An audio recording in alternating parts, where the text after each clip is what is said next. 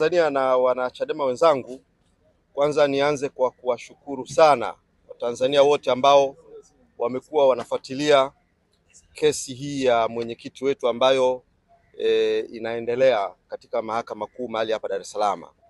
Ninawashukuru sana wale wanaofuatilia kwa njia mbalimbali. Ninawashukuru wale ambao wamekuwa wanakuja katika viunga vya mahakamani hapa, na kwa kweli inamtia moyo hata na mwenyekiti mwenyewe, na hasa katika kipindi hiki ambapo anajitetea, amechukua jukumu la kuwa wakili mwenyewe, kwa maana ya kujitetea mwenyewe. Kwa hivyo ninawashukuru sana Watanzania wote kwa kufuatilia shauri hili. Jambo la pili ambalo ningependa kuzungumza nanyi ni kuhusiana na swala la makamu mwenyekiti wetu wa chama, Mheshimiwa John Heche.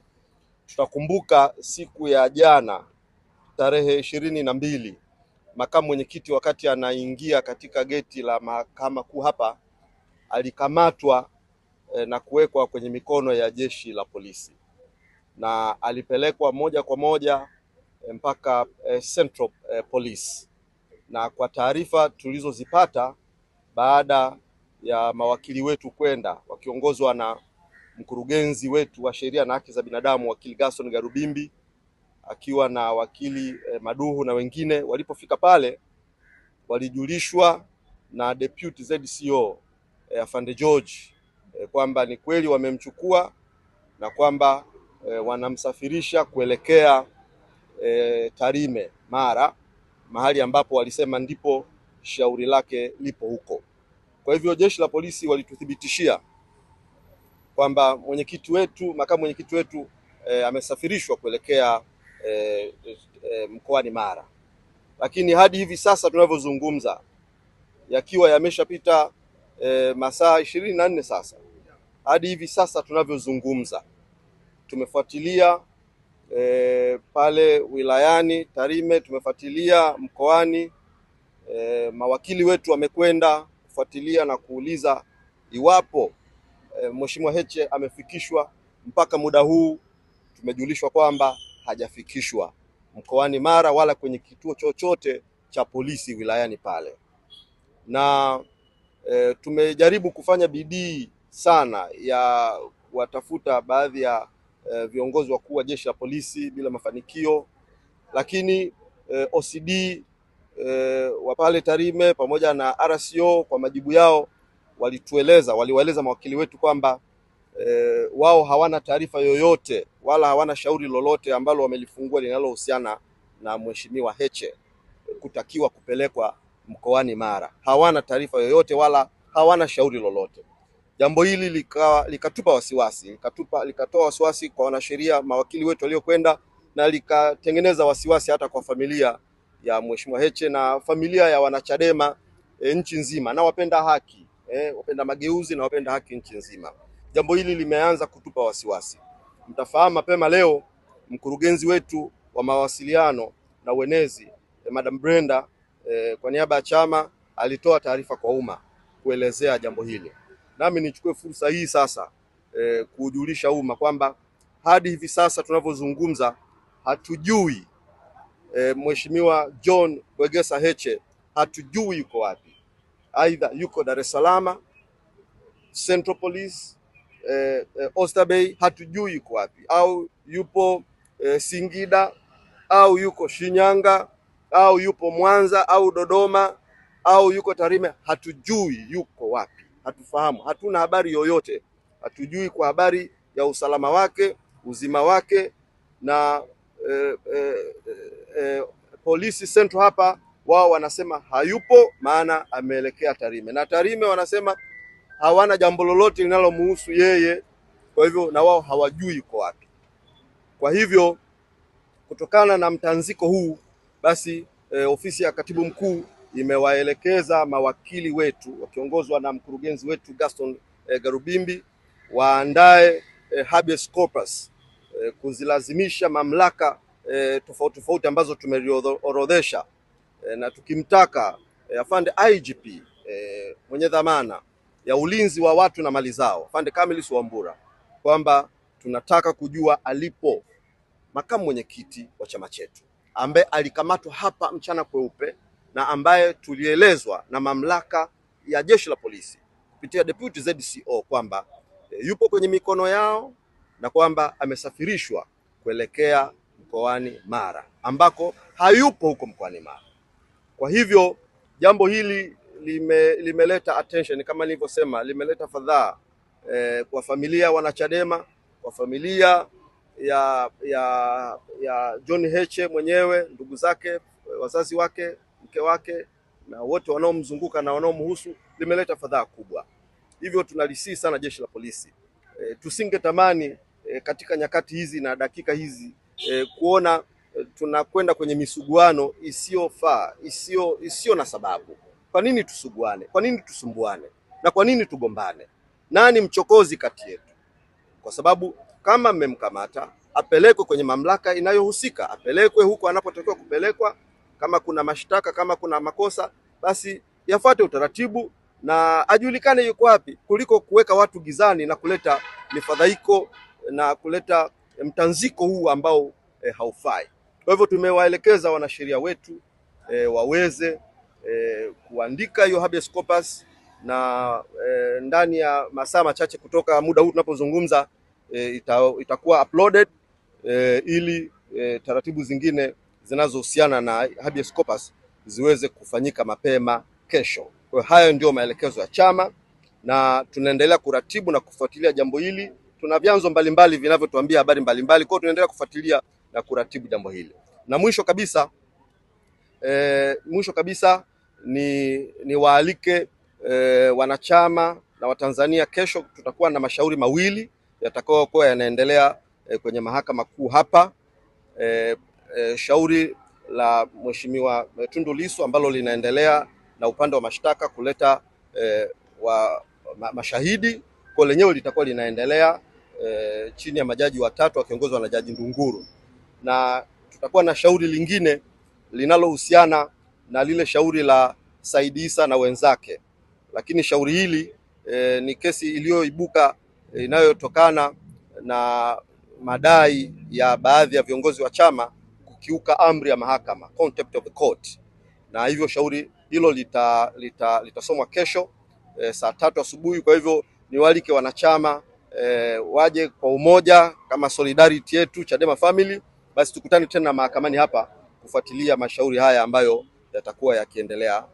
Mimi nimekuja hapa kwa ajili ya kufuatilia hiyo situation ya mtoto wangu aliyokamatwa jana, na nimekuja, nilipoenda pale wale wakaniambia kwamba hawajasikia taarifa yoyote hapo kituoni, lakini nilipopanda juu nikampigia Muriro, hakuweza kukamata simu, isipokuwa msaidizi wa Camillus Wambura amekamata simu, akaniambia kwamba nisubiri kidogo atanipa majibu.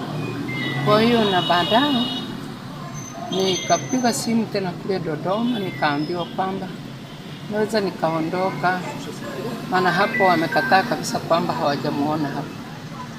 Kwa hiyo umeambiwa kwamba maana yake hayuko hapa?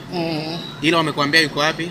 Hawajanipa taarifa yoyote kwamba yuko wapi, isipokuwa kijana wangu yule ameniambia, mama wewe rudi nyumbani, ndio nikaondoka hapa. Kwa hiyo mpaka sasa hivi hujui yuko wapi? Hata mpaka sasa hivi sijajua yuko wapi. Umetokea wapi mama? Mimi nimetoka hapa, nimetoka India hospitalini, nikawa nimeshuka hapa, sijarudi nyumbani kijiji. Umetoka India leo? Jana. Kwa yani maana yake umeshuka Tanzania leo jana kutoka India? Na ulipofika hapa umeingia kama saa ngapi? Niliingia mchana. Jana mchana. Na kwa ulipofika hii taarifa ya kuhusu mwanao ulipata muda gani? Nilipata muda nikiwa kule India, kwa sababu nilikuwa kwenye WhatsApp nikapata taarifa hizo. Sikuwa India, lakini nilikuwa nimekuja kwenye nchi ile ya jirani inaitwa Ethiopia. Sawa. Pengine nini mama ambacho nakiomba sasa kwa mamlaka husika? Mimi naomba wanirudishie mtoto wangu. Maanake sijui hasa lengo lao ni nini, lakini ombi langu mimi ni kwamba warudishe mtoto wangu. Pole mama. Asante. Bahati nzuri ile jengo lina CCTV na nini, tukaingia pale akaomba kuexit ili aingie upande wa Kenya Gonge. akatokea afisa mmoja namkumbuka, alikuwa kama na mwenge na nyota, anaitwa Sonda. Jina moja niliona kwa jina la Sonda. Akachukua passport, akakagua, alafu akamwambia, wewe huruhusiwi kusafiri. Ndipo pale mlipoona ile clip iliyokuwa imezunguka ikiwa inamuonesha makamu mwenyekiti anamhoji, kwa sababu haijulikani kwa nini haruhusiwi kusafiri na ni mtu ana passport na document inayokuruhusu kusafiri. Kama gari inavyokuwa na bima, gari ikishakuwa na bima huwezi kuiambia gari haitakiwi kukanyaga barabarani. Mtu akiwa na document ya passport anaruhusiwa kusafiri. Kwa hiyo akawauliza, na sisi tukajaribu kuwahoji pale maswali ya msingi. Kama haruhusiwi kusafiri, ni mahakama ndio zimemzuia au ana dhamana polisi au ana dhamana mahakamani, ambayo hiyo dhamana imempa baadhi ya vigezo kwamba huruhusiwi kutoka nje ya nchi? Hakuna. Yeye yule mtu akatoka nje ya ofisi, akatoka nje kama vile haelewi, akaondoka. Kabla hajaondoka alitoa baadhi ya lugha pale ndani, even though kwenye kioo mle akiwa mtu upande wa kule ndani umsikii vizuri, lakini alitoa lugha kwamba elewa hivyo, kama hunielewi mimi nimeshakwambia huruhusiwi kusafiri. Basi sisi tukabidi tukae pale kwa ajili ya kusubiri. Makamu akakaa pale kwenye benchi. Alivyokaa pale kwenye benchi, na nyuma ya lile benchi pia kuna mashine za China Aid pale ambazo wazi zinafanya scanning. Kwa hiyo alikaa pale kama kuanzia saa 8 mpaka saa 11. Baada ya kufika saa 11 tukapokea simu kutoka nyumbani, kutoka kwa mama zetu, wakimtaka makamu aondoke eneo lile kwa sababu ya situation zilizokuwa zinaonekana za pale sio za kiofisi tena. Ilikuwa inaonekana kama sasa ni uvamizi tumefanyiwa, na hairuhusiwi tena hata mtu kupewa hata pasipoti yake. Kwa hiyo muda wote ambao alikuwa pale ndani, kwa kifupi ni kwamba alikuwa anasubiri pasipoti yake aweze kurudi Tanzania kama ameshindikana kusafiri. Lakini mimi niliongea na yule afisa mimi mwenyewe. Nikamwambia, bwana, busara za kawaida zinakutaka umpe huyu mtu document kwamba nimechukua pasipoti yako na wewe unatakiwa urudi Tanzania. Sababu mpaka saa 7:30 au saa 7:59 huyu mtu hakuwa na wito wowote popote kwamba unatakiwa popote ukaripoti popote kituo cha polisi au hata migration. Kwa hiyo kilichoonekana pale ni muendelezo wa matukio ambayo siku hizi yanafanya kazi, kwamba kunyanyasa watu, kuumiza wenzako ni staili nyingine mpya kwenye nchi yetu kwa ajili ya kusaidia watu aidha kupata vyeo vikubwa au maisha yao ambao wanahisi kwamba wanapata kwa sababu ya mambo hayo. Kwa hiyo tukaangalia lile tukio, busara zikatutuma kwamba makamu mwenyekiti aweze kuondoka pale. Kwa kweli alipoondoka, kwa sababu wale watu walikuwa wamesha create tension wenyewe kama kawaida yao, wananchi walikuwa pale nje wengi. Kwa hiyo wale wananchi waliondoka naye pale kwa mguu, lakini baadaye alichukua njia ya kawaida ya mguu akarudi nyumbani. Kakaa hapa, baadaye tukamkabidhi gari akaenda Dar es Salaam. Nyuma ya kuondoka kwetu, dereva aliyekuwa na gari alitakiwa aondoe gari pale na avuke arudi Tanzania. Kilichotokea, dereva alifanywa fujo na kuvamiwa na lile gari likaharibiwa, gari likavutwa na kupelekwa polisi Tarime. Mpaka sasa zikiwemo nguo zake, mnaweza mkaangalia jinsi watu walivyo na roho mbaya. Hata nguo za mtu za kuvaa wamechukua zote, mabegi wamechukua, vitabu vyake vyote wamechukua, na gari ile yenyewe imeharibiwa, iko kituo cha polisi Tarime. Mnaweza mkaona jinsi ambavyo nia ovu katikati ya watu wale ilikuwa kubwa. Na wale watu walipokuja, mimi niliwasiliana na baadhi yao kuambia, jamani, hapa hekima zinataka nini?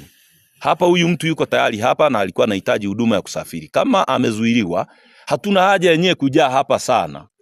Pointi inayotakiwa hapa ni ninyi kurelease tension hapa na huyu mtu aweze kuondoka. Sasa alivyofika Dar es Salaam tarehe 21, jana tarehe 20, jana tarehe 21, jana juzi tarehe 20, jana tarehe 22 alikuwa anaenda mahakamani kama kawaida. Kwa hiyo yeye aliondoka hapa tarehe 19 ile. Tulimuondoa hapa, aondoke hapa arudi kule Dar es Salaam.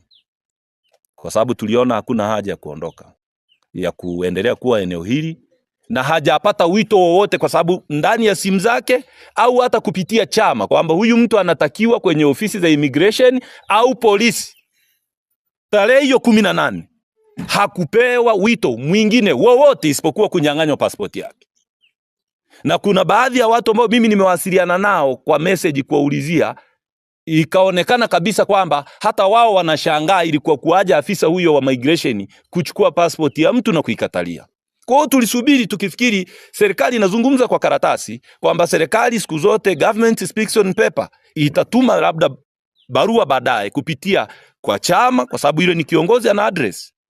Sasa tukamwambia bana, kwa sababu hapa uko stranded, nenda ukaendelee na mambo ya kesi, kwa sababu kulikuwa na wito wa kesi nyingine ambao mmeisikia jana, ambao mahakama imetangaza kwamba itangazwe kwenye magazeti. Kwa sababu ya wito ule tukasema hapa inaweza kawa kuna mchezo unachezwa, huyu mtu asifike mahakamani. Kwa hiyo acha aende. Akaenda mahakamani kwa ajili ya kuripoti kwenye hiyo kesi ambayo imefunguliwa tena huko na watu wanaojiita sijui viongozi wa chama kutoka Zanzibar. Mnaifahamu hiyo kesi ambayo ni kesi ya madai ambayo chama kimefunguliwa. Kwa hiyo alivyofika kule Dar es Salaam, anaenda mahakamani akiwa na wasaidizi wake, akiwepo ndugu Mlime ambaye ni msaidizi wake. Ndipo mlipomuona jana pale amekamatwa na gari nyeupe Hilux double cabin, na akapandishwa pale, vyombo vya habari vyote vimemchukua, na baadaye viongozi wa chama kupitia kwa mkurugenzi wa chama Mheshimiwa Garubindi ambaye ni wakili, ambaye ni mkurugenzi wa masuala ya sheria wa Chadema, wamefika Central Police, wakaambiwa ni kweli amefika hapa, lakini tunamsafirisha kwenda Tarime. Kwa hiyo baada ya hapo ikabidi wasaidizi wake na ofisi yake pia tuwaombe kwamba waondoke kule. Sasa katika hali ya kutushangaza sisi, kwa nini tumewaita hapa kwa mafamilia na tunawaomba kupeleka hii message yetu mbele, ni kwamba tangu jana mtu ambaye ni kiongozi ambaye anaweza kuitwa polisi pia kwa barua, kwa message, vyovyote vile na akaenda, serikali imechukua jukumu la kumbeba kutoka Dar es Salaam kwa fedha za serikali, mafuta ya serikali, na pengine na watu wamelipwa posho pale ndani, kama ambavyo inaonekana saizi kwamba uharibifu wa mali kwa ajili ya watu kupata posho zao ni sehemu ya maisha ya watu kwenye serikali yetu. Wameondoka naye. Distance ya kutoka Dar es Salaam mpaka Tarime, hata kama unasafiri na basi la Best Line ambalo limeondoka jana saa 7 usiku, leo liko Tarime. Si ndio hivyo jamani? Liko Tarime Best Line basi.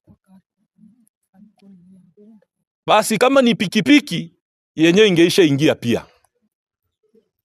Wamechukua gari za serikali ambazo wanajua wao wenyewe, wameondoka na huyo mtu jana saa 3. Sasa hizi tulivyowaita hapa nafikiri ni saa ngapi hapa? Saa 10 kasoro sasa hivi. Saa 10 kasoro. Masaa 32. Gari ya kawaida inaenda Dar es Salaam kwa masaa 18, 16. Masaa 32. Na huyu mtu ambaye wameondoka naye ni mtu ambaye utaratibu wake wa maisha alishaubadilisha. Ana mfumo wake wa chakula, ana mfumo wake wa kulala, na ana mfumo wake wa kufanya na mazoezi.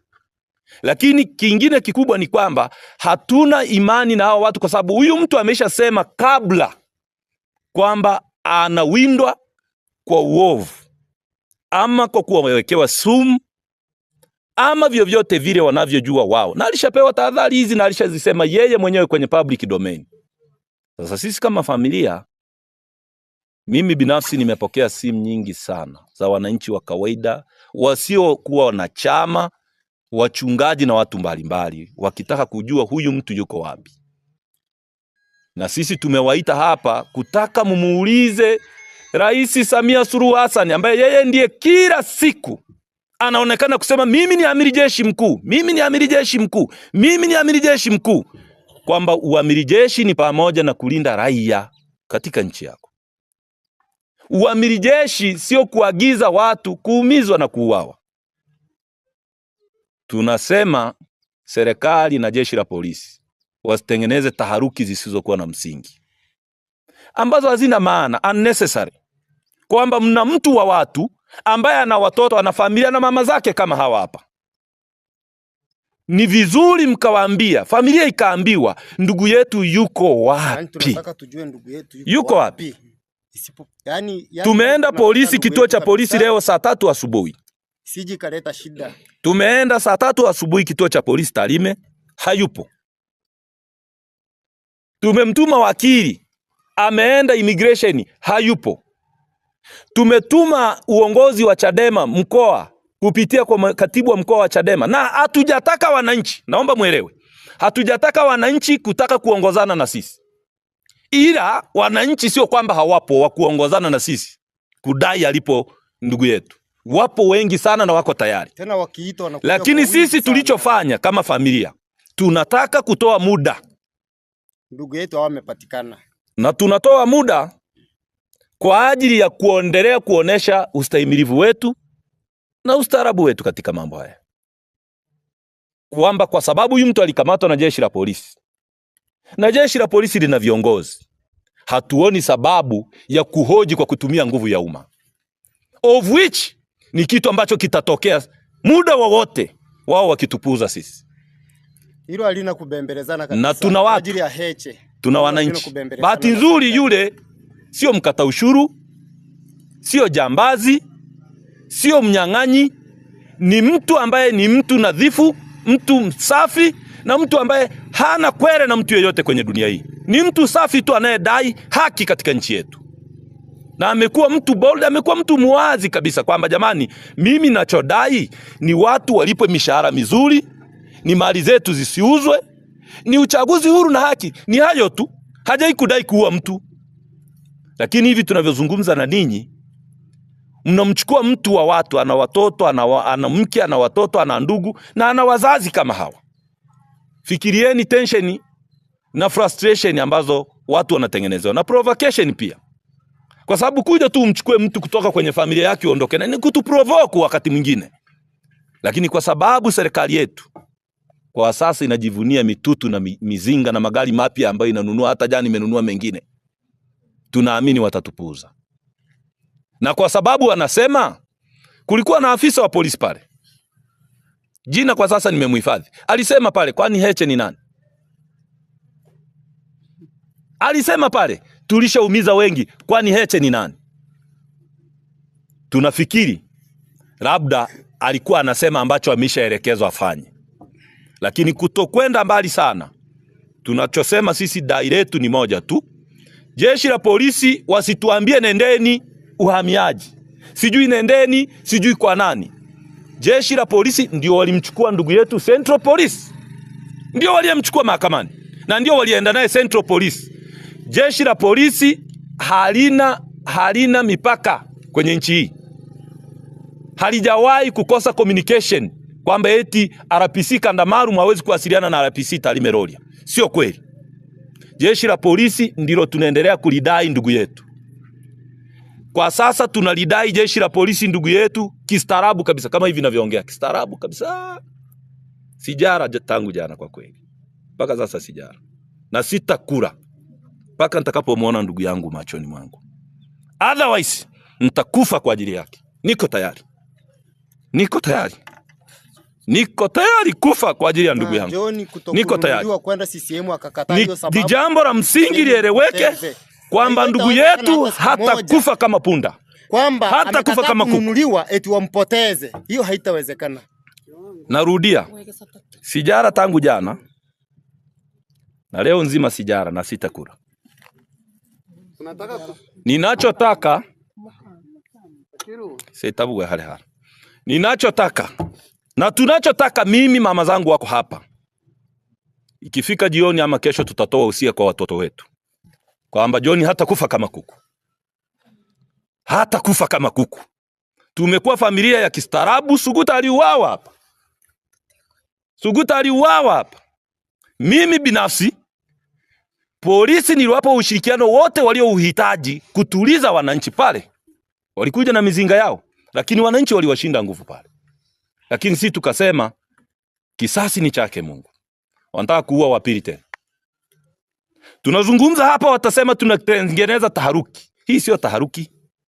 Haya ni madai ya mtu ambaye baba alituachia akiwa hai. Ni bora tufe, wabaki watoto. Leo ni hata kufa. Tunamtaka Rais Samia Suluhu Hassan, tunamsihi Mama Samia Suluhu Hassan. Uliingia kwenye madaraka tukajua mwanamke mikono yake ni ya huruma. Ni mtu ambaye unajua kuzaa kulivyo kuchungu. Fikiria maisha ya watu yanavyoumia. Tunamtaka RPC wa Tarime Rorya, ambaye ilionekana statement kwamba makamu mwenyekiti ndugu yetu anakuja Tarime, atuambie kama huyo mtu hajaja Tarime, basi amuulize RPC Muliro wa kanda maalum kwamba ndugu yetu yuko wapi, atuambie. Otherwise itapigwa mbiu, wananchi watatusaidia kumtafuta, tutamtafuta. Tukishindwa kumpata, tutarudi kujiuliza tunafanya nini tena. Yangu ni hayo, lakini pointi ya msingi hapa ni kwamba familia inadai nani? Tunamtaka mtoto wetu arudi akiwa salama. Muda wa kusafiri kutoka Dar es Salaam mpaka Tarime unatosha, hamna mtu anaweza kutudanganya. Muda wa kutoka kama gari hilo limeharibika barabarani, serikali iseme kwamba haina gari zingine lakini inazo za kusubiri kupiga wananchi. Hiyo tarehe 29 ambayo imekuwa kama vile ni mwisho wa dunia. Yaani tarehe 29 sasa hizi imekuwa kama ni mwisho wa dunia. Watu hawalali kwenye manyumba. Mimi nazungumza hapa kama mwenyekiti wa Chadema mkoa wa Mara pia. Kwa nafasi hii nataka tu niwaambie waandishi, watu hawalali kwenye manyumba, viongozi wa chama na wananchi wengine wamekimbia miji. Chama chetu hakigombei. Chadema haiko kwenye uchaguzi. Chadema haipambani. Kwa nini Samia hapambani na Chauma na ACT ndio vyama vyake? Na isitoshe pia hata ACT yenyewe haina mgombea urais. Apambane na Salum Mwalimu ndio chama chake. Wanatutafuta nini? Mimi nilifikiri tutakuja kushawishiwa kwamba kuna umuhimu wa kupiga kura, lakini tunashawishiwa kukimbia miji. Watoto wetu wanaishi kwa shida. Hawaoni wazazi. Sasa hizi ni provocation, tunaziita chokochoko. Wako sisimizi wa aina kadhaa. Sisi wakuli waga kuna sisimizi moja tunamheshimu sana kwamba usimchokoze kwa sababu hachokozi mtu. Anaitwa Monyo. Yeye unamkuta tu hapa anafanya kazi zake tu. Lakini ziko siafu na wengine pia. Watu huheshimu wale siafu kwa sababu ni wakorofi. Sisi familia tunawarudia kuwakumbusha. Tuna kaburi nyumbani hapa. Wanataka watuongeze jingine? Au wanataka waondoke tena na huyo kusikojulikana kama ambavyo wengine wameondoka? Inawezekanaje baadhi ya maafisa wa polisi wanasema Heche ni nani kama Polepole tuliondoka naye? Unawezaje kusema kitu kama hicho? Afisa wa polisi unayelipwa na serikali. Hauwezi kusema hivyo. Hizo ni lugha ambazo kwanza zinachafua hata serikali yenyewe. Kwa hiyo tunaomba sana taarifa hii ifikie umma. Sijui kama itafika, lakini ifikie umma kwamba taharuki hii ambayo sisi tunatuliza, na hata sasa ndio maana mmeona tumekusanyika tu kwa haraka tu wachache ili tuweze kutoa hii taarifa. Lakini tungesema hapa kingejaa kijiji, mwisho wa siku tena wangekuja kusema kwamba tumekusanya watu kufanya fujo. Watu wa Tarime ni wastaarabu, ila hawataki kuchokozwa. Wao wanasubiri kama serikali imefanya chochote inachofikiri kwa sababu ina nguvu, basi tutajua kwamba wamefanya hivyo kwa sababu wana nguvu. Sisi mpaka sasa hivi tunavyoongea hapa ni saa 10 sasa hizi. Sasa hizi ni saa 10. Kesho saa 3 asubuhi itakuwa masaa 48 mengine. Nafikiri kwa ajili tu ya ustaarabu, kesho saa 3 asubuhi tutakuwa tumeshaenda hatua nyingine ya pili kama familia, kwa sababu tutaona hili jambo sasa limetushinda. Sasa tukabidhi umma, na kwa sababu umma unajua sisi ni watu ambao hatuna doa, hatuna damu kwenye mikono yetu. Tuna imani tutalilia umma, na Mungu tutamlilia, na umma tutaulilia. Umma sasa utaamua wenyewe tunaelekea uelekeo gani, lakini tunataka ndugu yetu tujue yuko wapi. Kwani jamani, mtu kama ana makosa si anakamatwa kisheria kama alivyokamatwa pale, anapelekwa kituo cha polisi. Ndugu, mnakuwa na haki ya kumuona. Huyu mtu hanywi uji wa sukari, apelekewe uji usiokuwa na sukari. Huyu mtu hali nyama nyekundu, apelekewe chakula ambacho anataka kula. Apelekewe na mtu anayemwamini. Na nataka niwaambie ukweli, Heche hawezi kula chakula atakachopelekewa na polisi wa Tanzania. Tusidanganyane, hata maji hivi hata kunywa. Ndio sababu mimi nimewaambia hata mimi sijara, kwa sababu najua nikila nitakuwa namsaliti yeye. Huwa anakunywa maji kutoka kwa mtu wake wa pili, tena anayemwamini yeye. Mbona hilo tayari tushaambiwa na viongozi wa dini na watu wengi tu kwamba tuwe nalo makini. Na ni mbinu tu ya kawaida ya kiulinzi katika viongozi jamani. Mnafahamu watu tulionao sio wote wanapenda nchi hii. Pengine wengine wanatamani. Kama mtu anamchukua Polepole ambaye tu anasema kwamba NIDA sijui nini zimeunganishwa pamoja, anaenda naye anakojua. Kesho anatangaza tena eti leseni ya kuendesha gari, sijui nini zitapiga kura. Wakati umemchukua Polepole, wewe unataka mimi nikuaminije? Nikuaminije niache kumwamini Polepole? Kwa hiyo ukweli ni kwamba ndugu yetu hatakula, wala hata kunywa maji kwa wale watu, wala hatafanya chochote. Familia inataka kama yuko kwenye kituo cha polisi, yenyewe ndio ihangaike, mama yuko hapa, mama yuko hapa, wao ndio wahangaike. Akiwaona wao atakubali kuchukua chakula, akiwaona wao atakubali kuchukua maji ya kunywa, na tunajua aina ya vitu anavyokula. Kwa hiyo sisi tunaona